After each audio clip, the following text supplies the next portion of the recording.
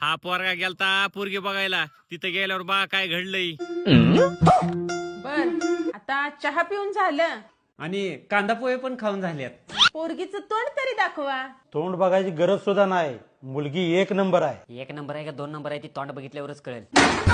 बर मुलगा काय करतोय? माझा भाऊ MIDCत कामाला आहे, 15,000 पगार आहे. एवढ्या नोकरीवरती 2 गुंठ्या जागा घेऊन 3 गुंठ्यात घर बांधलंय. म्हणजे 2 गुंठ खरेदी आहे आणि 1 गुंठा स्वतःची होती काय? नाही शेजाऱ्यांच्यात 1 गुंठा अतिक्रमण केले.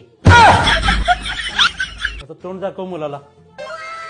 मला मुलगी पसंत आहे. आणि तुम्हाला मुलीबद्दल एक सांगायचं आहे. सांगा की. मुलीचं लग्न झालंय आणि मुलीला ही 2 मुलं आहेत. अहो तुम्हाला काय कळतं मिळतंय की नाही? लगीन झालेली पुरगी दाखवायला लागलाय वे. मी अजून कोरा आहे. मला नाही लगीन करायचं.